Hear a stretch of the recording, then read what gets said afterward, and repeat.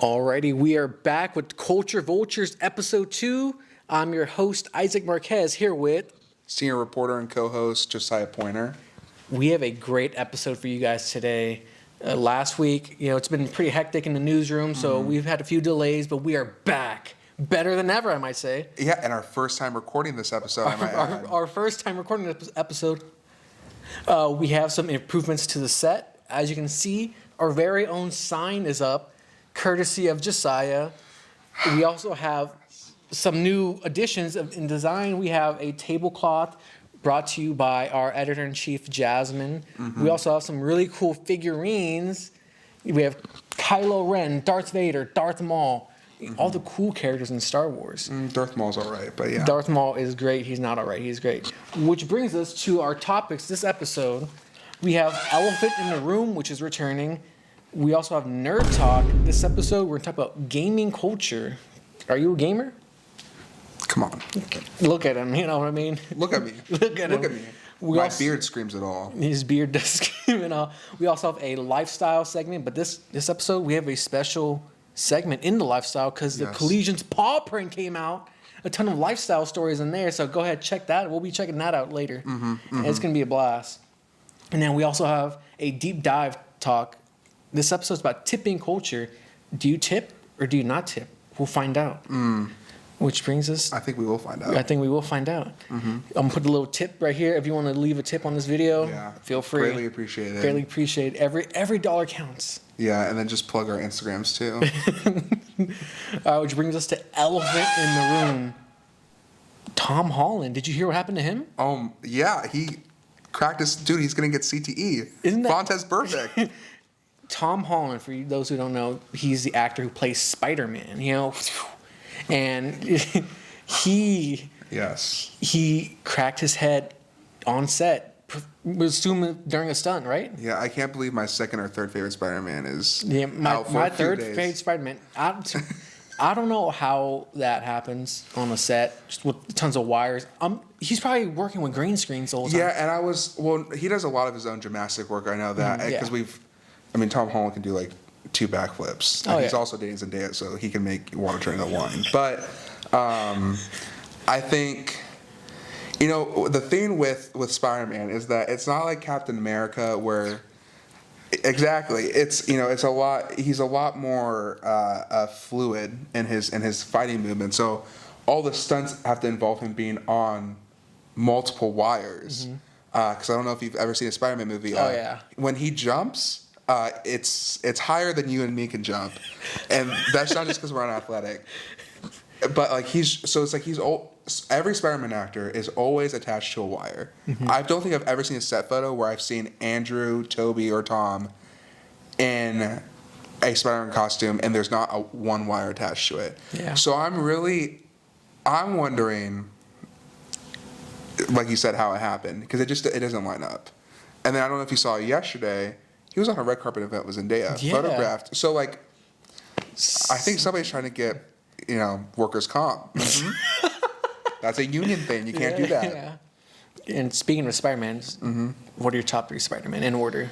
Oh, Andrew, anybody else? Andrew Garfield.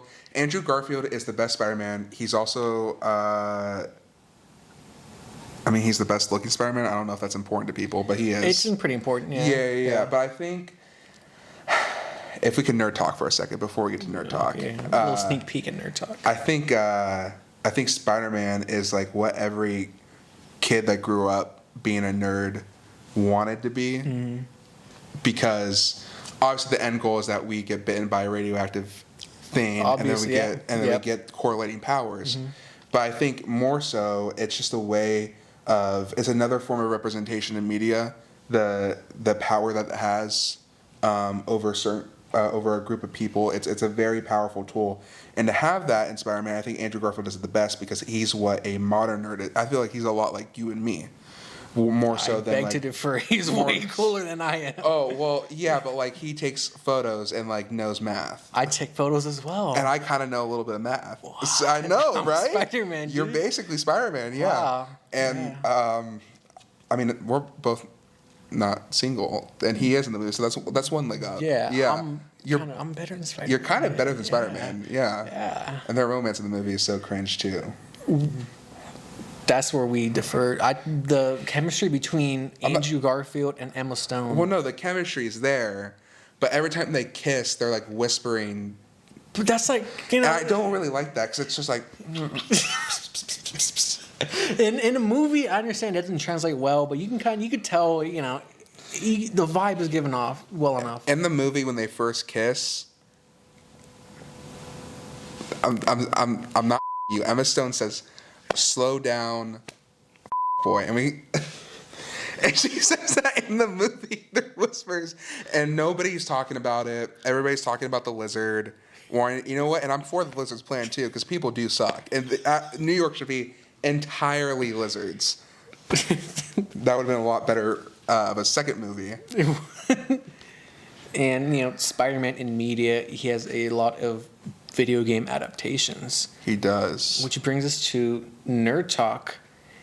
We're talking about gaming culture, and, you know, our roles and our gamers need to rise up. So, Josiah. Did you say gamers need to rise up? Gamers do need to rise up, guys. Yeah. Josiah, give me the game you're playing right now. Wife. No. I actually am playing the board game. I'm in the middle of an online game right now. But Rainbow Six Siege? Six Siege, yes. I'm a 6-7 Siege guy. And I'm proud of it too. Yeah. I'm a Fuse main on attack and a Thorn main on defense. If that means anything to y'all, you guys are chronically online. Go touch grass. Out of all the games in the realm of multiplayer and media, you playing Rainbow doesn't surprise me. Doesn't? Okay. Yeah. Well, you are my boss, and that is harassment, so we can file that down somewhere. But no, I agree with you. I think I definitely fit the mold, unfortunately. Yeah. You know, but I'm sure there's molds you don't fit. For example, what's another game you play? Daisy. You know, some people just are very in tuned with, you know, the culture and yourself. Yeah. And yourself. Yeah. So I appreciate. What about you? Me? Well, if you have to ask, we kind of have to ask. That's the segment we're talking about. But I am really into RPGs. I'm also into, you know, fantasy. So that sort of realm. One game I really played a ton this year was Kingdom Come Deliverance 2. Yes. It's a really realistic role-playing game where you play in the medieval times. You know, there's swords and shields, and there's no magic. You know, there's potion making. That's like the most mystical thing you get into. But you know, but it's very immersive, right? Because it's you have to actually do stuff, not just go somewhere to do it. Yeah, the thing about that game is everything is like you have to do it. Say you want a potion that heals you, you have to make it. There's no menus, click 2 buttons and it's made. No, you have to pour the ingredients, put them on the fire, take them out with a certain amount of time or else it gets ruined. And just stuff like that, little things like that really just, you know, massage my brain because it's a break from all like the fast-paced shooters nowadays. And there's a stink mechanism to the game, isn't there? There is a stink mechanism. If your character doesn't shower and you're trying to sneak around, people will smell you and they will turn. It's like, oh, who's that? And then they'll find you. So you could say that if there was Rainbow in the game, people that play Rainbow would stink. If there was Rainbow players in the game, then they would be caught pretty often. Yeah, because we don't shower. They don't shower. We don't shower. Right, guys? We. Gamers rise up. Gamers rise up. And another thing about the game, it's not trying to do too much in terms of atmosphere. You know, I could ride my horse. It's just a grassland and just like mountains in the distance, but for the most part, just grasslands and forests, which is really beautiful because oftentimes in games you see these huge, diverse, you know, a canyon into a mountain with a waterfall, and that's nice to look at, but like I don't see that in real life, and sometimes I just kind of want to get a breath of fresh air, and that's what this game is bringing me, you know? Yeah. It's just like therapy for me because it's so relaxing and calming, especially after a long day at the office, you know? Yeah, I get that. Yeah, Rainbow not so much, but but no, you know, there are these. I'm a big fan of like simulator games. I think those are pretty peaceful. Big big Power Wash Simulator guy over here. Power Wash Simulator, it really gets me in touch with my roots. Yeah. As a Hispanic male. Jesus Christ, Isaac. I just love Power Watch Simulator because it's therapeutic as well. Yeah, speaking of Hispanic Heritage Month, also as a Latino, I love Power Wash Simulator, yeah. The thing about your roots, Yep. I get it. Just wait till... we'll insert some joke here. What are some games that you're looking forward to play, even if they're already out? Me and my best buddy, Kyle Timothy Perkins, name drop. We just downloaded this game last night called Delta Force because it was free to play. And so, and we were playing Fortnite before that, and both of them had to update, and Fortnite was not as long as a thing, so we didn't get a chance to play Delta Force. But in the next few days, next pod I'll give you guys a little Delta Force review. Yeah. And see if it's any good, and it'll probably be the most average game. Delta Force. It sounds just boring, but hey, it's multiplayer. Multiplayer. Yeah, and it's free. Wow, free? Free. Whoa. Just like Fortnite. Just like Fortnite. Just like Roblox, but don't play Roblox. You're not a fan of Roblox? Amongst this lawsuit, I am not. I will say. But before that, were you a fan? No. I've never played just to impress. I don't get the hype was not there. Nobody ever invited me to play. You win some and you lose some. Yeah. And speaking of winning and losing, I actually dabbled into the idea of casual gaming and the fact that casual gamers, they're losing right now, and it's just very sad because as a casual gamer myself, I don't have the time to dedicate to be really good anymore, and it just sucks to see it die down. Man, I wish I could read some more of those thoughts about casual gaming. Is there somewhere I could read that at? Well, funny enough, that leads us to our next section for our Collegian Lifestyle Breakdown, Paw Print Edition. We released the newest edition of the Collegian's Paw Print, and in this Paw Print is my very own story about casual gaming and why it's dying. Yes. We are going to give you a quick breakdown about it right now. So, casual gaming, like I said, it is dying, and we casual gamers are furious. At least I am. There's the money aspect. It's so expensive to be a gamer nowadays. Maybe before you dive into that, what is a casual gamer? A casual gamer is somebody who, on a weekend wants to pick up a controller and, play games and have fun and, maybe play with some friends and just enjoy their time. It's really the opposite of a competitive gamer or someone who really grinds a video game to get really good and their goal is to be good. Casual gaming, their goal is just to have fun and chillax. And that's just not the case anymore for a lot of video games. For one reason, they've been priced out.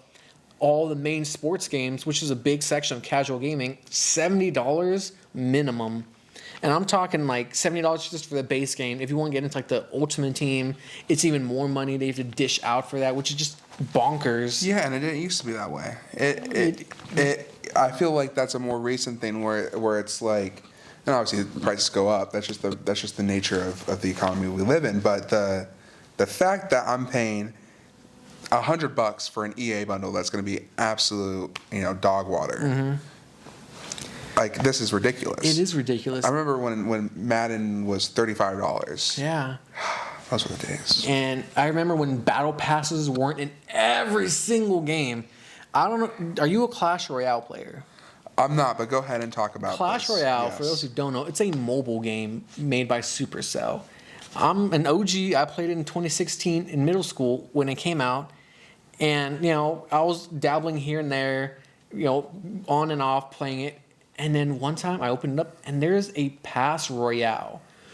What business does this game have with a battle pass? It doesn't. Along with Call of Duty, Madden, 2K, they all have battle passes now. And personally, I blame Fortnite, whether or not that's the truth. It could go either way, but it's just a shame to me to see that. Isaac, call you my right hand because you are right about that. Fortnite has absolutely ruined. You know what? Your article could have just been summed up with Fortnite's fault, because I think Fortnite has a lot to do with ruining a lot of games. I think the aspect of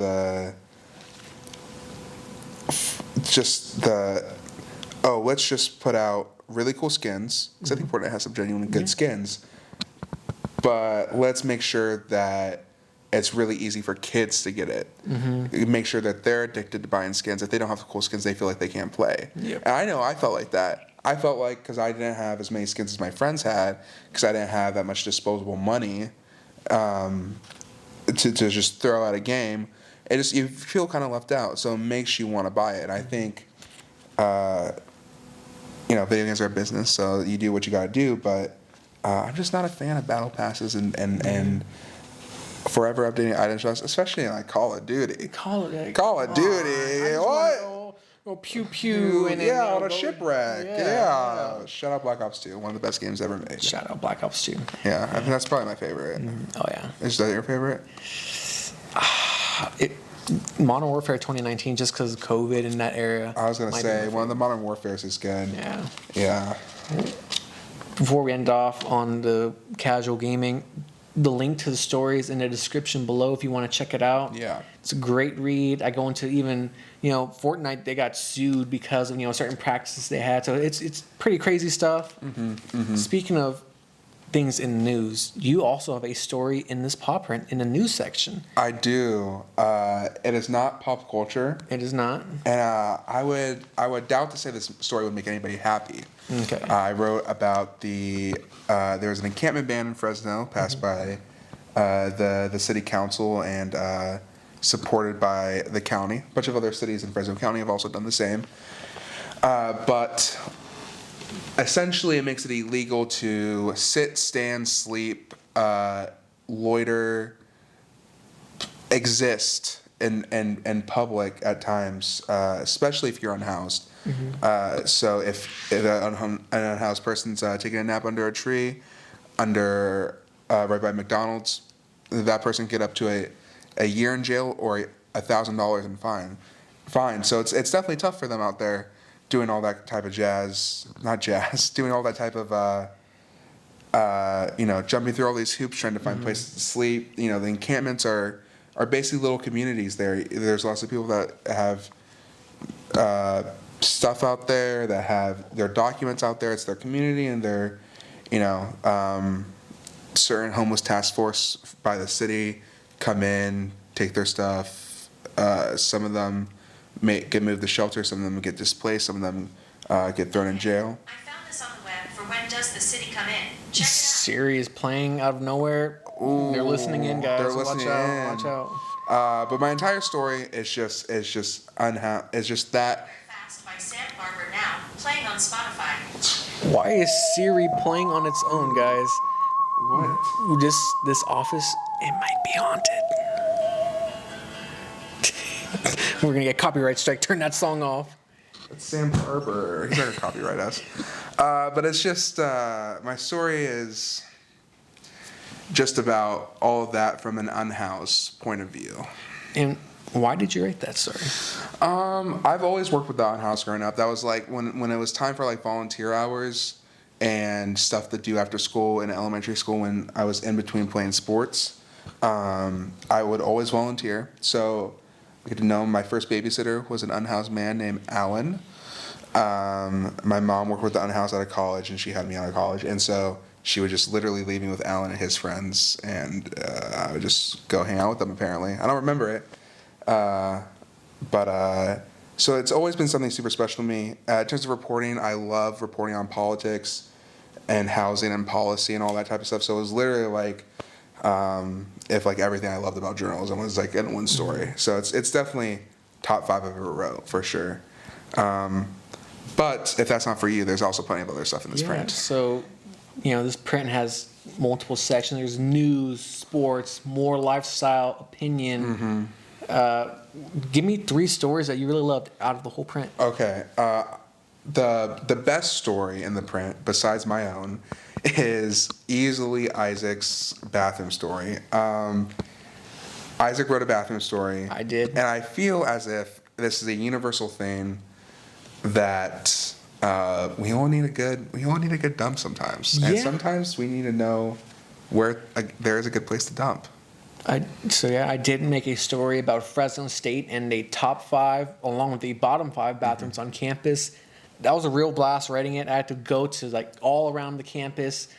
I found a lot of places I did not want to find. He went on tour. I went on tour, but also found places that I enjoy now, and I'll really recommend. So read that story if you're from Fresno State and want to know where you can do your business. Were there any bathrooms that just didn't make the cut on either side that you're like, it's just not, it doesn't quite beat out the other ones, or Yeah. but maybe they were just as so? What are one of those? Can you give us a deep cut? There's, in the speech arts, there's one down the hall next to like the auditorium. That bathroom, it's good. It's all right. It doesn't stand out or anything. I found it passable. I will say this on print. If you're ever here late on campus, for whatever reason, maybe you're part of a school newspaper that does prints, or maybe you just like being here late. That bathroom on the corner of speech arts, after like 7, it's perfect. 6, 7 o'clock. 6, 7 o'clock. It's perfect. Nobody's in there. The temperature goes down. Nice and cool. I always appreciate that bathroom after dark. Another bathroom that I considered putting on the bottom 5.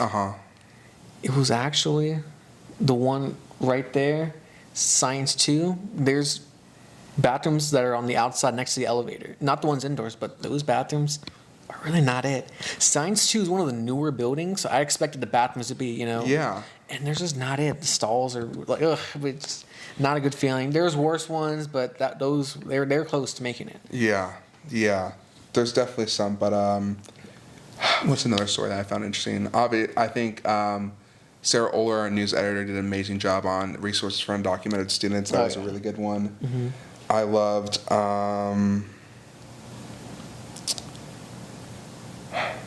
And just because I feel like I know what she's talking about, Taylor's fall albums. Yeah. Because we've talked about this. If Taylor talks about music, then you should listen. Taylor, our assistant lifestyle editor, those people who you're listening to a song and you think you're kind of cool because, this underground song.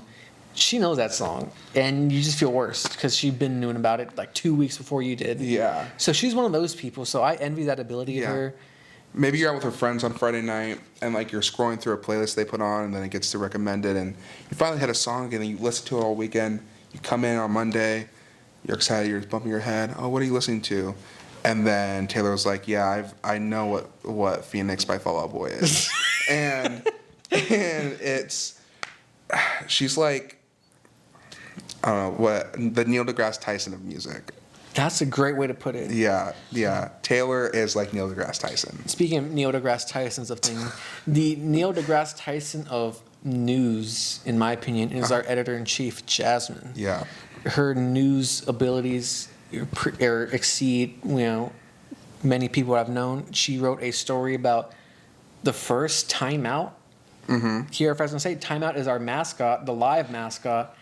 I don't know how, but she got a story about the first one or some, first ideas. And it's a crazy read, diving into the history. It's just, I'm a history buff myself. So it's just really nice to know, little things like that. It just adds character to the school you go to. The entire sports section is really well done. Yes. Yeah. Nolan, another historical piece, 70 years in the making about history like NIL and likeness and, in NCAA. Yeah. And it's a crazy story that I did not know at all. Yeah. That one was really good. But you named 2. You gotta name a third one. You gave me 3. Rachel's, her center spread, leopard print. I wasn't one for leopard print until I picked up a copy of the PAW print. Now, leopard print, I see it everywhere now. Everyone's wearing leopard print, and it's crazy. Yeah. Maybe Rachel put everybody on. Maybe. Who knows? I will not be wearing leopard print, but that's. I could see you rocking. Yeah. Like a coat. Yeah. I don't think so. Yeah. With the hat and the feather. Okay. Yeah. Pulling off my inner Macklemore there. Yeah. Yes. Yeah. Yeah. Thrift Shop 2011. What you guys know about that? They don't know about that. But shout out our graphic designers too, because this entire print in terms of graphics. I mean, it's hard to see on camera, but I'll put the copy up here, like the digital copy. The graphics on this print are amazing. I mean, it's all cohesive. There's Josiah's highlighting a news story called Radio Silence by Rosita, but the graphic for that, it's just like, come on. Like, Kat, our graphic, one of our graphic designers, like, went above and beyond. This is my all-time favorite graphic I've ever seen from any time of journalism. I've been doing this for I've been working since high school in newsrooms. So I think it's perfect for what it's trying to say. Mm-hmm. We're gonna put it up on screen. Oh yeah, it's right here, guys. Oh yeah, it's just it's amazing. I think that it's so subtle, but it's so powerful, and it's just full of the iconic Sesame Street characters that we all know, with a little bit of an adult, just conspiracy type feel, and it's just. Oh, it hits so right. I love it. I love it when images mesh the story. It's so good. So shout out our graphics team, Caitlin and Kat. This couldn't be done without them. So they are literally, they put us on their backs and did it. Shout out Caitlin and Kat. And they also made the better version of this. And if it were up to me, I would give them a tip, which brings us to our next section, our deep dive, right after this. I'll make sure it's still rolling. Alrighty, we are here in the deep dive section. Like I said earlier, this is about tipping culture. And Josiah, are you one to tip? I am one to give a tip every now and again. No, I'm kidding. I tip every time. I feel that it's one, a respect thing that someone is bringing you. Cause we're talking about restaurants, but in terms of any service, somebody's bringing you something, whether it's food or something, and they're taking, obviously it's their job, but they're still taking time out of their day. They're being respectful towards you, especially if you have some weird. Some people. And it's like I feel kind of bad for the way that you're ordering this. It's like 17 things, dude, for one thing. Like it's a burger, dude. How? No, yes tomato, no tomato. What are you doing about it? But. They have to deal with long orders, and if somebody messes up the order, it's legitimately not their fault because they're not the ones that made it, but they're the ones that have to deal with it.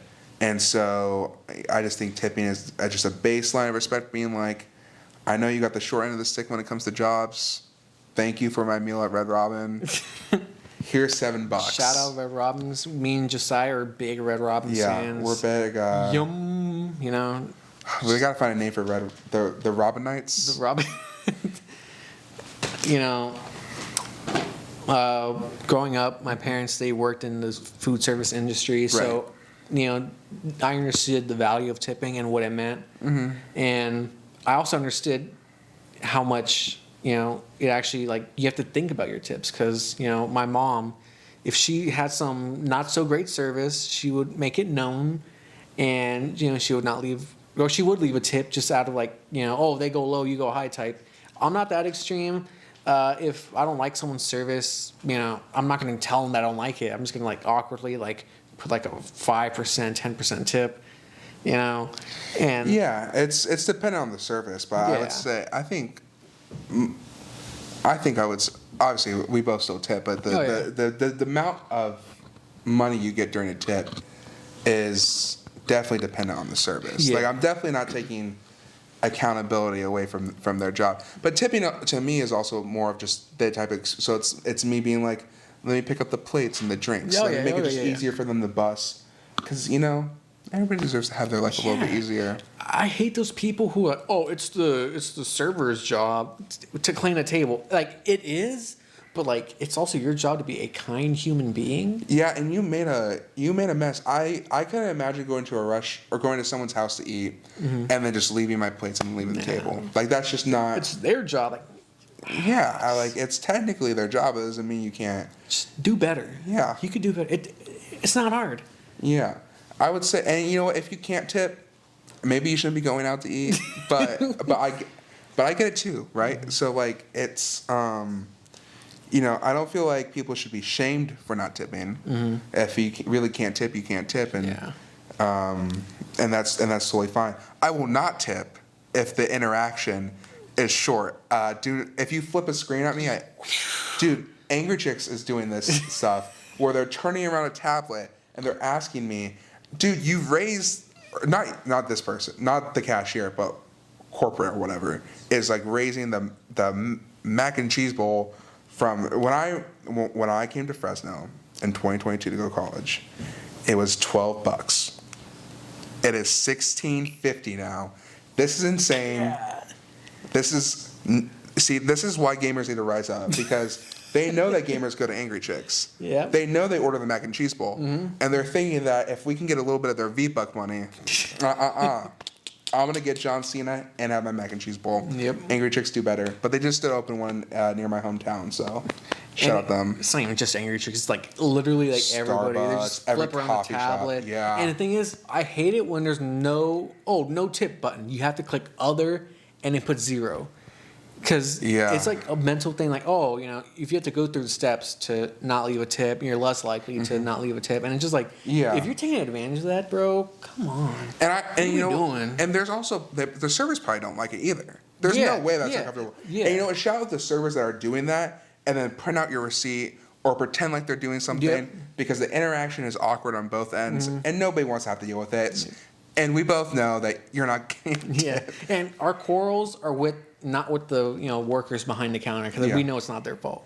Yeah, it's just whoever implement those ideas and commands to those people. Yeah, it's my issues go straight to John Starbucks and his corporate empire, where he thinks my iced macchiato needs to be more than $5 or something. Yeah, and out of all the tipping things, there's one caveat to my tipping. Habits. It's gratuity fees. Yes. If you go to a restaurant and you have a great time, say it's a party of 5, which is normal. A party of 5 is like, I say around average. Maybe 3 to 6 is like around average. Yeah. And they have a gratuity fee of anything more than 12%. I'm not leaving a tip. Yeah, the gratuity fee is the tip. It for is sure. The tip. And it depends on how big the group is, because I would say if it's like 5 people and there's a gratuity fee, that's a little ridiculous. Yeah.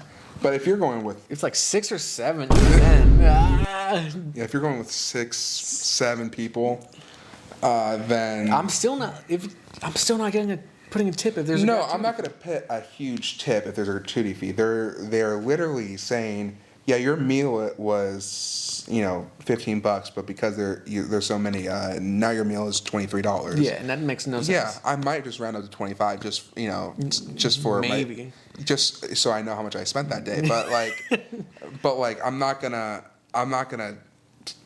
tip a lot. It's going to the same place. Yeah. So I don't really feel too bad about it.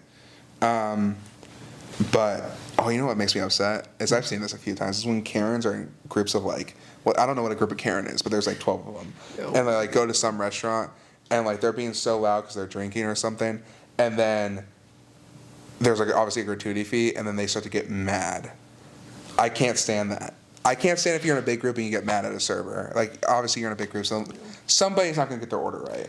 That leads me back to my point of just be a good person. It's not hard. It doesn't cost anything to be a good person. It's not. In this Kulture Vultures podcast, we promote being a good person. Put that one's going on the socials. Yeah, hashtag be a good person. Be Superman. Be punk rock. Yeah, shout out Superman. It just came out on Max. It did. Yeah. We'll go check that out after this. Yeah. It's a great immigrant story. Alrighty. Well, we are wrapping up the show, sadly, which brings us to our last segment, which is Dad Joke of the Day. And Isaac has the best dad jokes, and he's the master at it, and he's so on top of it all the time. Boom, walk in dad joke, and it's new every single time. So Isaac, what do you have prepared for us this week? In the realm of all the dad jokes, there's just so many to choose from. I don't think I could choose one. So while I think of which one I'm choosing, I'll pass it to you. Okay, Isaac. And our studio audience of about 500 people, by the way. Thank you, guys. Thank you, everybody. Thank you. No pictures. When does a joke become a dad joke? When does a joke become a dad joke? When it becomes apparent.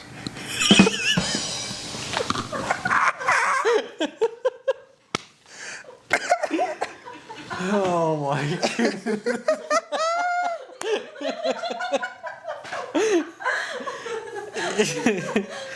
I have. Thank you guys. Thank you. I have nothing to follow up that one.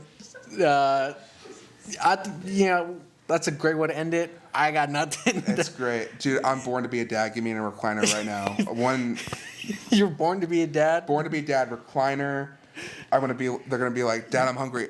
Hi, hungry. I'm Dad. You want to just like sit on your couch, watching TV, fall asleep, and then someone tries to change channel. Oh, I was watching that. Who changed the air conditioning?